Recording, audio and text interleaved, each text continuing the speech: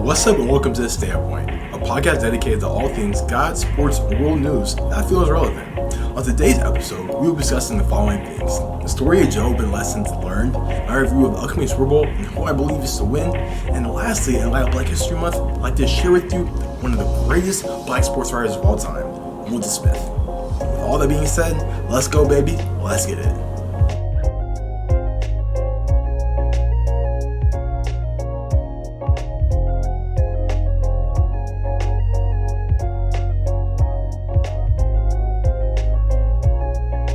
Before I start, I'd like to first and foremost give all thanks and honor to my Lord and Savior Jesus Christ. Without Him, I am nothing. But you also may be familiar with the God I serve. I want you to know that He loves you dearly, and wants you to be saved. Now, for the daily scripture of the day is Galatians 1:10, and it reads, "For do I seek to persuade men or God? For if I yet please men, I should not be a servant of Christ." That's significant. Now for the story of Job and the lessons learned. Now, for those who don't know, the story of Job starts like this. Now, Job was a good man, an upright man, and a God-fearing man who lived in the land of Uz. Now, as the story goes, God and Satan would have a brief conversation where Satan would insist that the only reason that Job served God was because he blessed him. Satan would insist that if God was to take away his hedge of protection and allow for bad things to happen, that Job would no longer serve him. So God would take away his hedge of protection and allow Satan to interfere, but what he would tell Satan was, whatever you do, you cannot kill him. So as the story goes, a messenger would come to Job and tell him that the Sabaeans, which were kind of a band of pirates from back in the biblical times, have killed all his servants. So first, Job would lose all his servants. Now secondly, another messenger would come and tell him that a great fire had come down from heaven and had killed all his livestock. So secondly, Job would lose all his livestock. And thirdly, another messenger would come and tell Job that not only had more livestock died, but also his servants had died from a group called the Chaldeans, and they were basically a tribe during near southern Babylon during that time. So he would lose more servants and he would lose more livestock. And fourth of all, this is as all, another messenger would come. Remember, this is all simultaneous in the same day. Another messenger would come to tell Job of a great wind that had come down from the four corners of his oldest son's house where his children lived, and it killed all his children. From hearing about his devastation, Job would tear his clothes, remember that's customary back in the day, shave his head, and endure seismic grief, and curse to every day that he was born.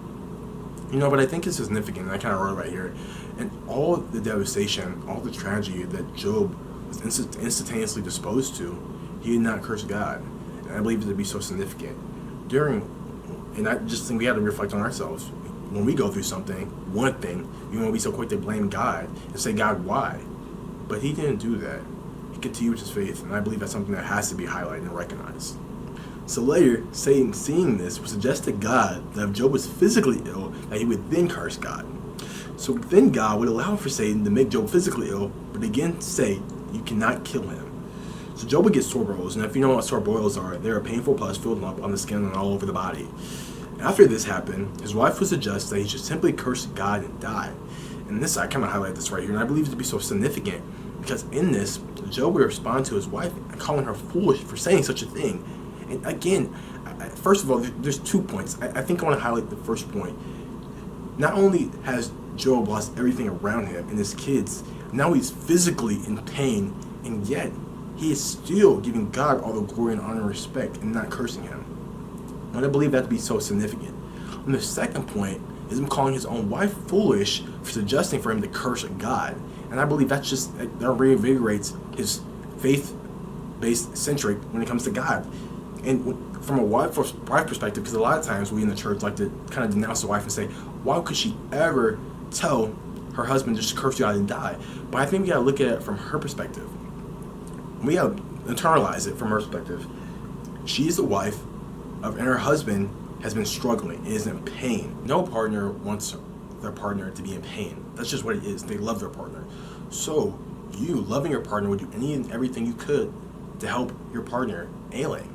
She's seeing this and seeing Job's despair, distraught state was nothing more than for her husband to stop feeling pain. So that's kind of her last plea to him. Just please, because it's just fraught with me. So I think it's very important to see it from her perspective. But again, going back to what Job did, he said she was foolish suggesting to curse God, and I think that's so significant. that he denied even his own wife, the one that's supposed to protect him and help him and aid him. I believe that to be so significant and just a true testament of his faith. Now, additionally, after his wife, his friends would basically come over and basically go along the lines of saying that, Job, maybe you have done something to deserve what you're getting. And again, Job would deny this and still please his allegiance to God. And I believe that's so important. You have all these different external factors. For the external factor of all the verses you're going through. And then you got the second level, which is all the external factors, everybody around you, the people who love you, or one person saying you should curse God and die. And the second one saying you must have done something to deserve this, even though you know you're innocent and guilty. And all this, you're still so faithful. And I believe that to be so significant and so important. Now, for the majority of the next chapters, his friends would continue to come with the reasons as to why Job was possibly going through what he was going through. And like I said before, Job would continue to deny the accusation that he possibly had done something. He knew he was innocent. He knew he was guiltless. However, and it kind of says right here, he would continually internally question, what he had possibly done to deserve this. And I kind of believe this is kind of the human aspect that you see. When we go through something, sometimes we like to rationalize, especially if we know we're innocent. We kind of like to rationalize, truly internally reflect on what we could have done to deserve this. And that's just a human element that we're seeing, and I feel like it's something we can all connect to. And near the end of the chapter, and this kind of reached the climax, Job finally got, pent up enough, depressed enough, kind of angry enough, just kind of tell God basically, he would tell God basically, come down here and tell me, why am I going through what I'm going through? And I just this is so significant. It's to kind of explain, why is he suffering? Why is he suffering? And if you look, and I believe this kind of interesting, this story, first of all, God doesn't answer him. He doesn't answer him. And secondly, God kind of takes Job's demand as a slight. And that's kind of something, an interesting perspective to look at, and I just think that's so cool. And going back to the idea of the answer and him not answering him, he doesn't answer him, but what he does do is kind of refute Job, kind of chastise him, and says, going along the lines of talking about discussing the formation and creation of the earth and the world around him. Were you there when I made this? Were you there when I made that? I mean, certain examples are used, and I kind of think it's so cool. It says, does the hawk fly by wisdom and stretch her wings toward the south? Have the gates of death been opened unto thee? Or hast thou seen the doors of the shadow of death? Or I love this one, who can number the clouds in wisdom? Now, I think this is truly the fascinating part of the story. It's a climax, if you will. And I tend to totally be fascinated by it. Job kind of, by stating, not Job rather, but God, by stating all his wondrous, marvelous works, kind of put Job in his place. It kind of establishes an intellectual superiority in contrast, to Job. And I kind of wrote on my notes, this situation that's going on, it kind of reminds me of like the ant and boot situation. Job is an ant and God is a boot. He is so much bigger than we are, and I kind of, as humans, we kind of put ourselves in situations, we're probably asking, God, why am I going through what I'm going through? But the reality of the situation is, first of all, God's not privy to answer you. He is so much higher than you. And secondly, again, it refutes it. Isaiah 55, 8-9, my ways are not your ways, my thoughts are not your thoughts. God is so much higher than we are. His intellectual thinking, he designed the whole entire gosh darn world. He designed us. So he is so complexually intellectual, and it's to the point where we can't understand necessarily. So the things that we can't rationalize, he can rationalize. And this is kind of the same situation with Job. So, after, God kind of refutes him or chastises him by asking him, do you know how this works? Do you know how this works? Did you make this? Did you make this? Job seeing this or understanding this repents. And ultimately, at the end of the book, you see through his faith that he's ultimately getting all that he lost and then some. He's even more. So I think this story is very significant. And additionally, another point I kind of got from this, God allows good and bad things to happen. But I want to kind of put this to a different aspect, and then I'll talk about the other ones. But I think the first aspect of the idea of good and bad is that God, and I kind of talked about this in the first episode, but God allows for good and bad to happen because God allows humans to have free will. I suggest that 70 to 80% of the things that happen to us are a result of either us or somebody else enacting upon their free will and doing something that negatively affects us or the said person. And the negative is apart from God's word and the things he allows or wants us to be able to do. But we as human beings think, we go off on field. And I'm not going to just chastising or saying, just directly who's ever watching this. I'm saying I do it too. But we as human beings have this thing in our head to where we think that we know better than God. The reality of the situation is we don't. You just saw this example. Did you make the world? Did you make the earth? No, we didn't. So when you look at it from my perspective, it's like, dang, I don't know anything. My dad used to always say, you cannot outsmart the creator. He's so much higher than us. You can't box with God. Does the creator know more than the creator? Does the design know more than the designer? No, we don't. But many times we act like we do, and then impart our free will, and apart from God's word, and then something goes awry. So I think that's something that we got to be able to import and account out, or not count out, but acknowledge the fact that a lot of the bad things that happen to us are a result of us not listening, or somebody else not listening, and then impacting their free will and contrary from God, and things of that, and negative things or consequences happen from it. Trust me, I have personal experience. I know. Another aspect from this story is the idea of character building. It comes from the enduring of adversity that happens to us that builds character. James 1:2-4 states, "Consider it pure joy when you face trials of any kind, because the trying your faith produces patience. Let patience have her perfect work, that you be pure and lacking nothing." Any athlete or actor that we so often look to all endured adversity of some kind. And I kind of like a couple of people that I love or look up to. Tom Brady, 6th-round draft pick, nobody liked him, or everybody doubted him. LeBron, single mother, had unrealistic expectations coming into a grown man's league. Viola Davis, one of the most renowned actors, she was poor, she was bullied, bigoted, she was racist rhetoric being thrown at her throughout her youth, had rocks thrown at her throughout her youth. Oprah, she was child abused, sexually molested by her family members and family friends. And Carla Delevingne, she had family issues. Her mom was a heroin addict. Cara already had mental health issues, and then when she became a teenager, it got so bad where she started resorting to self-harm. But all the stories I just shared with you, and they're some of my favorite people, entertainers, it was ultimately a persevering through said trial that led them to becoming to who they became today. And I believe that's something that's very important to count today. And I believe that's something that's very important to count out. We're going to have to go through something. And ultimately, if we can allow that adversity, I suggest that we as human beings are all going to go through adversity of some kind. However, I suggest that if persevered through said adversity, we can ultimately allow that adversity to make us, not break us. And lastly, I like to admit there are certain evils that happen in the world that I don't have an explanation for. Talking about cancer and diseases, natural disasters that happen.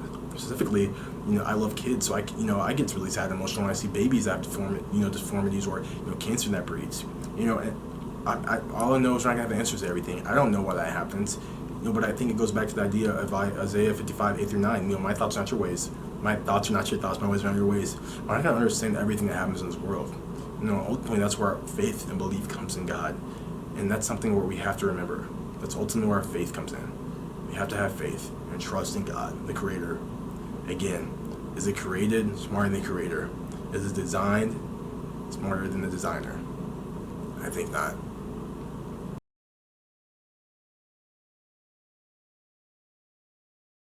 Now for the Super Bowl. On February 9th, Super Bowl 59 will take place in Cedar Dome, New Orleans. It's sort of a rematch of sorts if you think about it. Representing the AFC side will be none other than a two-time world champion defending Kansas City Chiefs.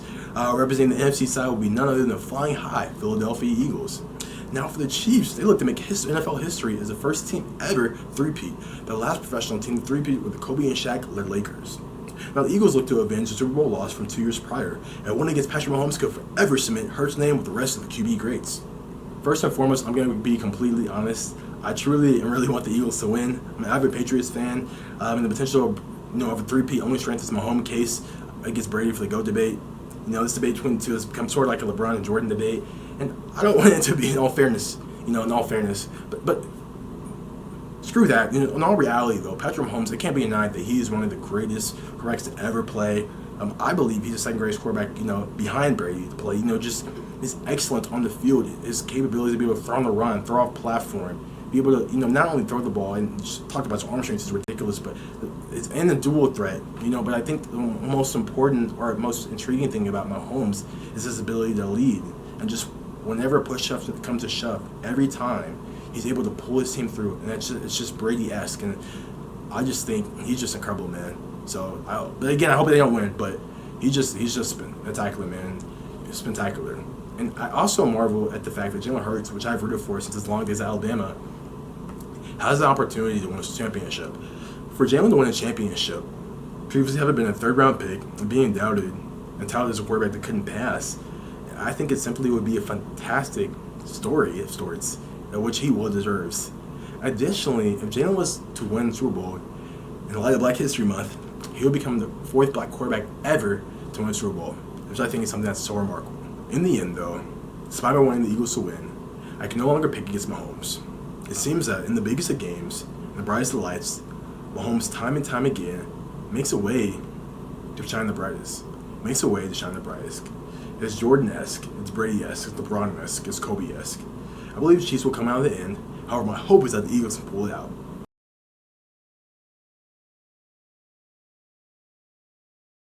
Now for the Black history.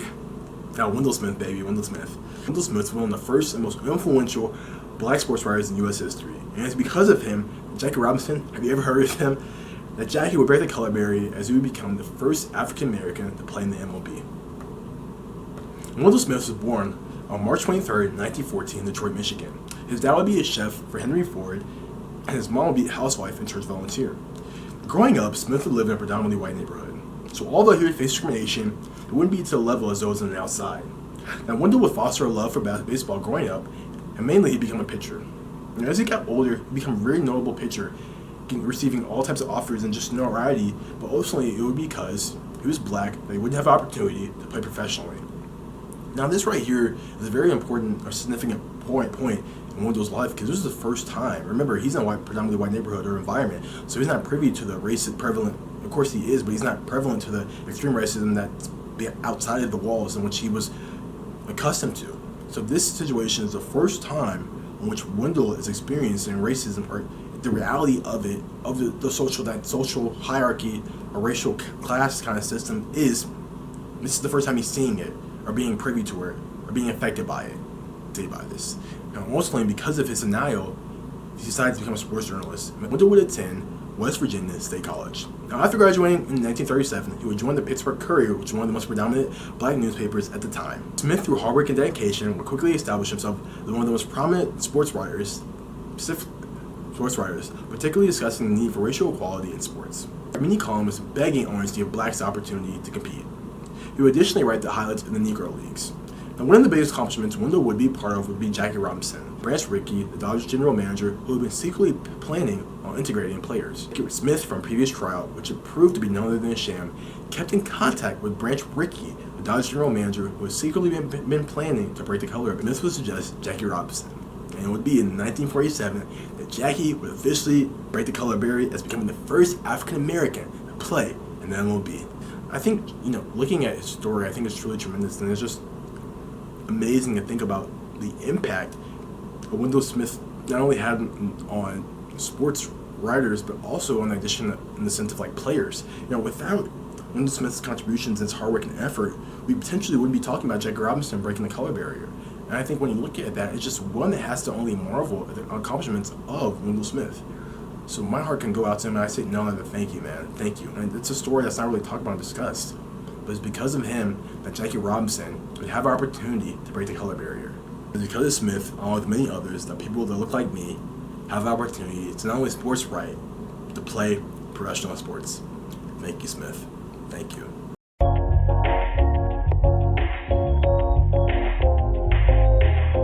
If you made it this far, I would just like to say thank you for taking the time out of your day to watch this standpoint. Now, just for a recap of what we went over, we talked about the story of Job and the lessons learned. I gave you a review of the upcoming Super Bowl, who I believe is going to win. We want the Eagles to win. And lastly, we discussed the man by the name of Wendell Smith, one of the greatest black sports writers of all time. Again, thank you. Be sure to like, share, subscribe, and remember you can follow us on Instagram at The Standpoint.